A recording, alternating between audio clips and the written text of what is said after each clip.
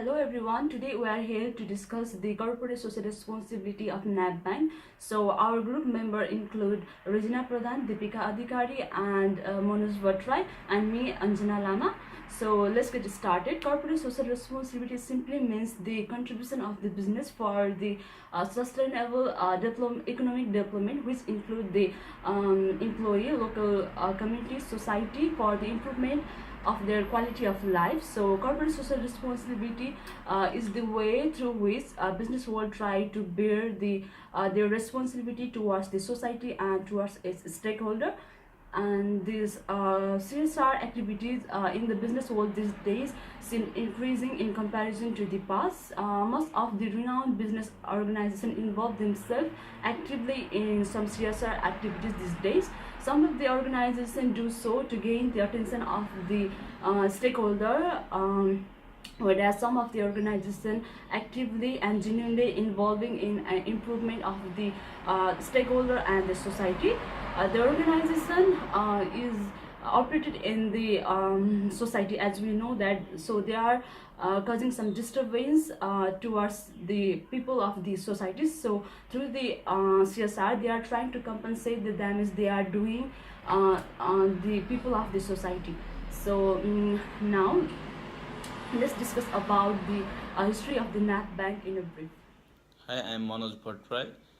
I am here to give a short introduction about National Australia Bank, which is also known as NAB. National Australia Bank was formed as National Commercial Banking Corporation of Australia Limited in 1982 by the merger of National Bank of Australia and Commercial Banking Company of Sydney. It is one of the four largest financial institutions in Australia in terms of market capitalization and customer. It was ranked 21st largest bank in the world as measured by market capitalization and 41st largest bank in the world as measured by total assets in 2014. It is a leader in providing banking services to the Australian business with expertise in agribusiness, health, government, education and community bank.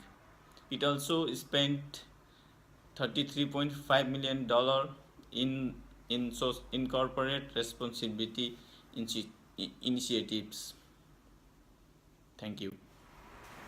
After knowing some general information about the bank, now I would like to briefly explain the CSR activities of the bank.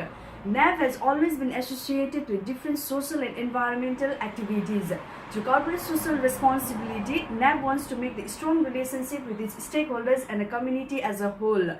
It wants to make a positive and create sustainability on the stakeholder lives as well as the society where it operates. This will further helps to create the good image in the community, which helps to achieve the vision of the bank. Now talking about some of the social initiative of NAB, they are involved in some of the good performance in the society, which includes pathway of employment, gender inclusions and addressing the family violence, progressing our reconciliation plan, and at the last, natural disaster and the crisis support. NAB is equally responsible towards the environment where it's operating at the moment. NAB has come up with 3 agenda that focuses on the sustainable development and care for the natural environment. And this agenda includes climate change, resource scarcity and natural value. Stakeholders of NAB Bank. Talking about the stakeholders are those group of people who are directly and indirectly affected by the businesses and the business operations of any organizations. According to the Dig Deeper report of NAB Bank has always been actively participated with the stakeholders and in integrating their constructive feedbacks into their managerial decision makings and business operations. So the main stakeholders that NAB has listed in its reports are the customers, competitors, suppliers, its government regulatory bodies, NGOs, ECG analysts and the advocate agencies. So NAB is also actively participating with their stakeholders through customer feedback channels and regular AGM meetings and regular briefings and meetings and employee feedback forms, etc. So NAB is also NAB has also integrated the interest of the stakeholders in their report by listing out the main interest of the stakeholders based in their organizational procedures and performances.